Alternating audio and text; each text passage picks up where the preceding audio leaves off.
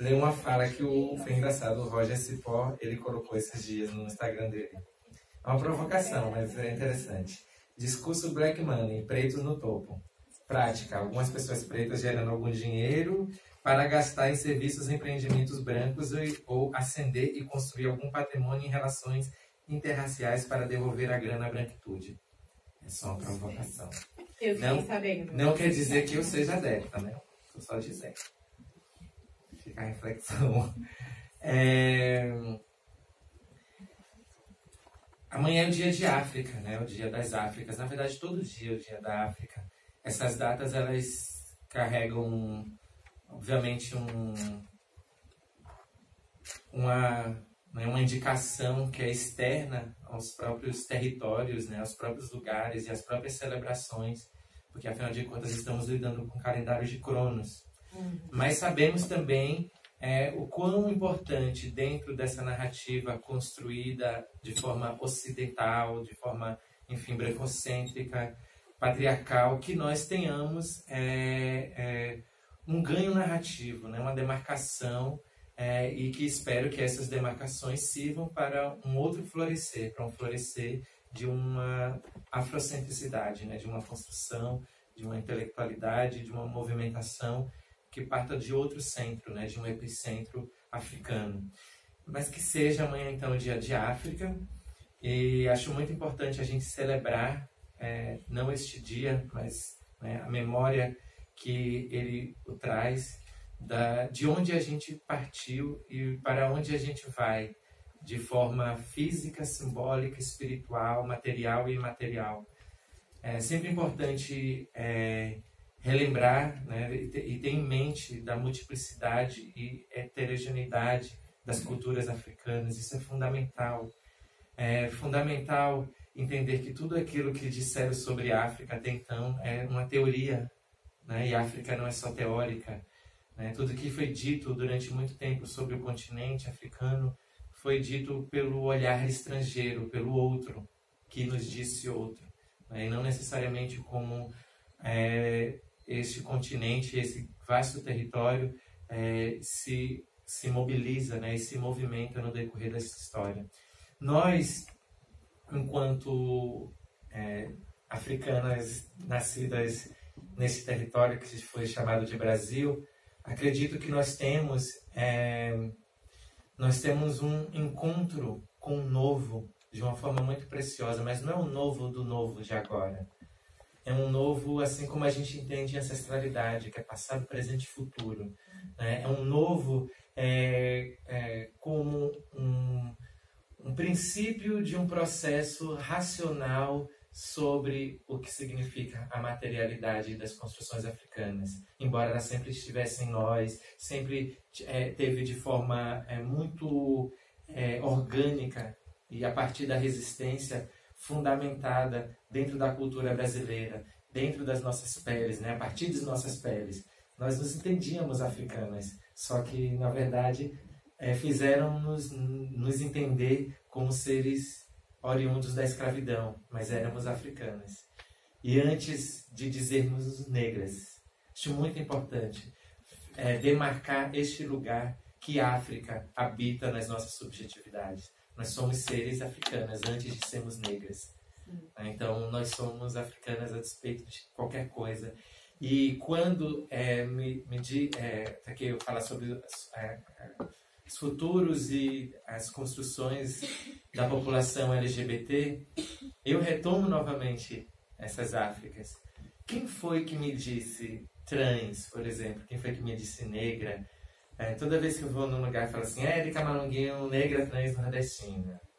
Érica Malunguinho, negra trans nordestina. Eu jura? Nem sabia. Vejam bem, a partir do que acabo de falar, ninguém ficava da Etiópia falando para a Zâmbia, tu é preto. Zâmbia não falava para a Tanzânia, tu é preto. Tanzânia não falava para o Senegal, tu é preto. E vamos combinar que, inclusive, esses nomes e essas demarcações territoriais também é um fator externo, né, que foi ali organizado na Conferência de Berlim, quando foram repartir o território africano. Mas, enfim, o fato é que disseram-me negra. disseram-me negra, um olhar estrangeiro, disse que isso que somos são pessoas negras. Obviamente não há como apagar, e não estamos aqui propondo uma borracha na história, mas sim estamos propondo sim uma reparação e uma recolocação dessas narrativas, de modo a dizer, por exemplo, como Vitória Santa Cruz: gritaram-me negra, pois negra sou. Este o novo. Trans, idem.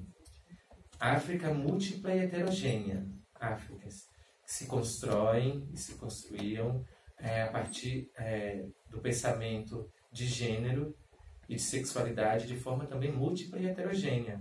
A gente consegue datar e ver isso no decorrer da história com os processos, com a invasão muçulmânica, enfim, com os primeiros processos de entrada da Europa em África, que inclusive eram de forma muito diferente do que foi o período colonial, mas que a gente sabe que existe uma história anterior, muito anterior, né, que foi acontecendo.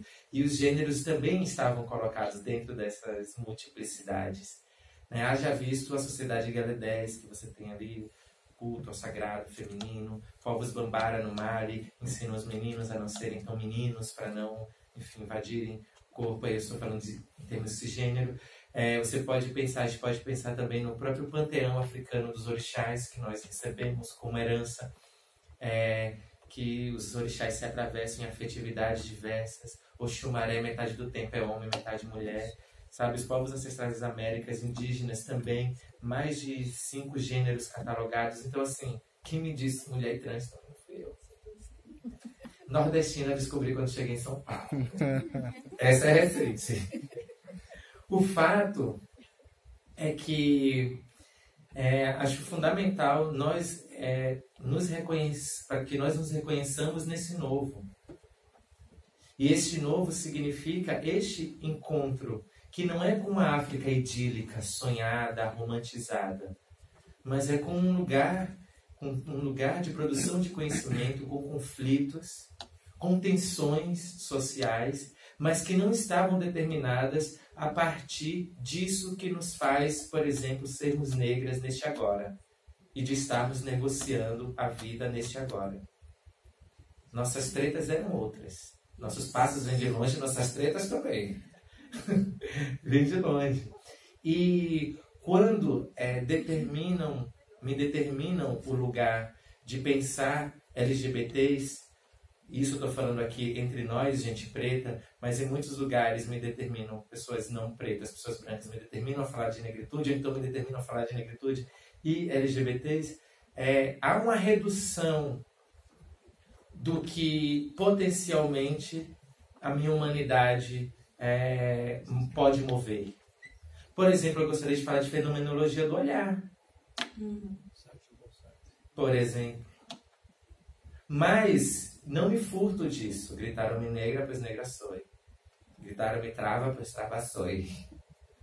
O fato é que quando pensamos, quando eu penso dentro nisso que me coloca como um ser específico, não é sobre negras e sobre LGBTs que estou falando sobre uma sociedade. Estamos falando sobre o princípio que deve reger todas as sociedades, todas as humanidades, que é o princípio da diversidade, da multiplicidade, das diferenças. Eu não sou específica, eu não devo ser específica. Eu faço parte. Quando eu aciono e recolho esses lugares e fortifico esses lugares de negra e travesti em mim, eu não estou falando apenas sobre isso. Eu estou falando sobre a sociedade. Eu estou falando que, em termos pedagógicos e muito bem fluidos, estou dizendo que eu sou obrigada a construir uma narrativa de resistência. A resistência não é uma coisa bacana, a gente sabe disso. A gente precisa existir. Eu preciso construir uma narrativa de resistência, porque esses povos, esses grupos foram historicamente vulnerabilizados e precarizados. Logo, eu preciso fazer isso de forma pragmática e matemática para pensar um novo projeto de sociedade. Porque uma vez que esses grupos que foram precarizados deslocarem-se desse lugar de precarização, obviamente a sociedade tem um ganho como um todo. Não é sobre mim, não é sobre nós. É sobre o todo. Se estamos dissertando sobre problemas globais, sobre doenças generalizadas no sentido psicossocial, né, dessa apatia em termos globais, nós sabemos muito bem quem são os grupos que estão arcando com o ônus objetivo dessa precarização. Não precisa de genialidade. Então, se é sobre isso que estamos falando, sobre essas desigualdades, é óbvio que se essas pessoas elas se deslocam desse lugar de precarização, tudo muda. É como falar quando as mulheres negras se movem, o mundo inteiro se move junto, Angela Davis.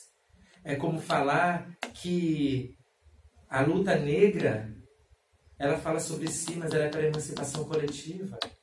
É por isso que a luta LGBT, ela teve um ganho fantástico a partir dos estudos e da mobilização das mulheres negras. Isso fala de Latinoamérica.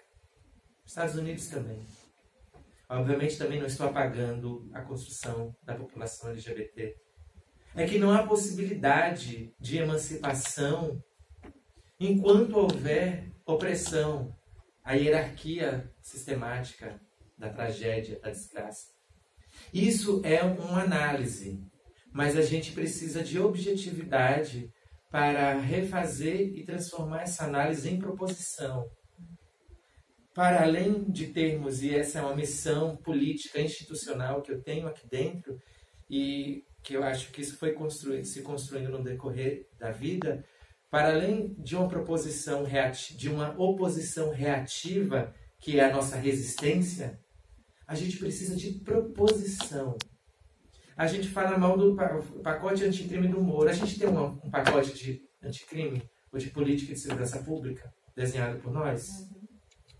Nós temos um plano econômico para ser ministras da economia? Nós temos. Então, assim, é sobre isso. É sobre proposições. Black money, essa estratégia de fazer uma circulação sistêmica, né? É uma estratégia importante. Havemos de ter outras, que perpassam, inclusive, pela subjetividade e pela sofisticação das nossas afetividades. E nós precisamos lidar com isso não como se estivéssemos numa rinha, quem palmita ou quem não palmita. A gente precisa entender que isso faz parte desse distanciamento de nós mesmas. Não quer dizer que você é menos preta do que isso. Não quer dizer, não é essa análise. Só estamos colocando como pontos de análise para pensar o afastamento objetivo e subjetivo da manutenção das nossas existências. Porque, ora bolas, nós temos a maior economia em termos de Brasil. A gente tem o dinheiro da empregada doméstica, da diarista, do marreteiro, camelô, até a classe média negra. Que diabo acontece no meio desse processo? A gente sabe. Estrutura e institucionalidade. A gente sabe. E isso perpassa de forma muito sofisticada, subjetiva. Tem uma coisa que eu levo muito em consideração quando vou pensar, quando estou pensando sobre a nossa militância, a nossa luta política, que, enfim, a África é o caminho, sem dúvida, foi a partir de um processo de desintoxicação intelectual, a partir da produção cultural, intelectual e artística do continente africano, que conseguiu avançar de forma muito substanciosa em relação a essa nossa presença no agora. Pensando, entre muitas coisas, que quando a Europa invade o continente africano, não vai apenas com força bélica. Nós sabemos disso, não é só bélica, não é só força beligerante de armas. Vai com arte, religião, ciência. Né? Tinha um cara chamado Frobenius, eu acho ele ótimo, é até alemão. Foi muito bom quando eu estava na universidade. Você viu que eu olhei para dentro, ele é até alemão. Você viu? Você viu que é alemão. Esse passaporte a gente tem também. Não, tem que ter, mas eu falei alemão quer dizer assim, que tu convive com o povo de lá. Se você falasse assim, ela até pernambucana, eu falava. Eu falava assim, ela até é de tal bairro, eu ia falar, ó, entendeu? Mas não tinha a ver assim. Tô ligado, é a diáspora, é isso. Podia se organizar. A diáspora da diáspora. Exatamente, a rediáspora. Tá. E aí, eu lembro que quando eu começo no mestrado, tinha uma professora muito simpática, gente, ela era ótima. Que na primeira aula, ela tava assim com óculos assim abaixadinho. Aquele bem assim, com óculos aqui, no computador. Aí todo mundo chegando na sala e ela assim. Aí ela começa a falar o seguinte. Ela é uma professora que todo o pressuposto teórico, acadêmico dela, fez graduação, mestrado e doutorado. Ela estudou na FAP, várias universidades dos Estados Unidos. Ela fez todos os títulos possíveis para até verificar se é falso, né? É isso, né? Mas o fato é que ela estava lá escrevendo. Aí ela começou a falar, contar uma história corriqueira, assim. Gente, tem uma amiga que acabou de separar do marido. Que tristeza, a gente ouvindo, né? É uma tristeza, era um casal que estava há tantos anos juntos, 30 anos juntos, que tragédia. Era um casal lindo, a minha amiga se apaixonou por um beat de computador, conheceu um cara na internet, né, tal, não sei o quê. Aí uma coisa horrível, tal, não sei o quê. Eles eram um casal perfeito. Eu falei, alguma coisa vai vir merda. Eles eram um casal perfeito. Aí ela continuou. Ela loira do olho azul, ele loiro do olho verde. Não terminou, ela terminou assim. A luz ideal. Gente, eu sou mestre em estética e história da arte. Então vocês sabem que eu estava estudando exatamente este lugar, da visualidade. E essa era uma dos grandes nomes da Universidade de São Paulo. Eu, com minha luz, que não era ideal, mas real, ficou assim, ó. Eu fiquei estática, separada. Eu falei, gente, e aí, Brasil? Mas isso foi muito importante, porque eu pensei, eu dou um Paranauê agora, meia lua inteira, chupado na cara do fraco, estrangeiro, gozador, qualquer de qualquer coisa. Ou daqui, eu fui pra casa, me recolhi a minha significância, organizei meu ódio e fui, né? Peguei, estudei toda a bibliografia dela. Escorpiana, né? Estudei tudo. Tom Deleuze, Guattari, Ave Maria. Eu já estava enjoada disso, mas tive que voltar tudo. Merleau-Ponty. Estudei tudo. Ao mesmo tempo que fui pensando em outras coisas, né? Tinha Kantia Diop, enfim, Franz Fanon, e trazendo a galera toda. No última aula, o que eu fiz? Peguei meu microfone e falei sobre, enfim, fiz toda uma construção sobre visualidade, sobre estética. Citei este caso, trazendo tudo aí. Encerrei com Contragolpe Black Trans Paranauê. É óbvio que ela me convidou para ser monitora. Virei um xodó, né? Eu falei sim. Mas o fato é que passei por um processo de desintoxicação importante. E isso não significa a negação do branco, porque as pessoas brancas elas acham que não é sobre vocês, é sobre a gente. Assim, eu aprendi a comer como vocês queriam, a escrever como vocês queriam, a comportar como vocês queriam, aprendi absolutamente tudo. Então, assim, eu estou satisfeita, agora eu preciso, por um princípio básico da diversidade, eu preciso, né, para além da identidade, qualquer pessoa inteligente e organizada, mesmo branca, ela deveria dar um tempo e falar assim, eu preciso acessar outros conteúdos, outras inteligências, outras formas de construção de raciocínio, etc. Outras, enfim, cosmovisões. Então, eu estava fazendo isso, né? Resolvi fazer isso. E nesse processo entendi uma matemática que para mim é simples e objetiva agora, disso que é a novidade, do que é o novo. Essa tritemporalidade, onde nós não éramos negras, porque só éramos, nos tornamos a partir do momento que disseram que temos que ser, né? Isso é a diáspora. E a tritemporalidade diz respeito a que sabemos, entendemos isso, agora estamos dizendo o vir a ser, que é o amanhã, que é o depois, né? Que é exatamente essa dobra, essa redobra. Seria uma diáspora reversa, como Salomão, ele fala de diáspora reversa. Não sei nem se ele fala exatamente sobre isso, mas esse conceito para mim combina com isso, essa reversão que diz respeito, por exemplo, a gente está em espaços ocidentais, institucionais, falando línguas ocidentais, etc. Isso não nos apaga enquanto seres presentes e organizados das nossas materialidades históricas, mas significa que tem um terceiro momento aí, que é o momento da alternância de poder, que é o momento em que essas pessoas que passaram por todo o processo construtor da história de forma subalternizada, observaram o mundo se construir literalmente sobre suas cabeças. Eu sempre cito esses exemplos. A gente viu quem tinha comida, quem não tinha. A gente viu quem estava, tipo o meu, na PUC. Tipo o meu, FAP. A galera, tipo o meu, da USP. E a gente nem sabia se ia estudar. A gente viu quem tinha casa de praia, sítio, balada, vários drinks. E a gente que nada, entendeu? Só um corote. E olha lá. Nem a cana de açúcar pra gente espremer, deixar fermentando, deixaram, entendeu?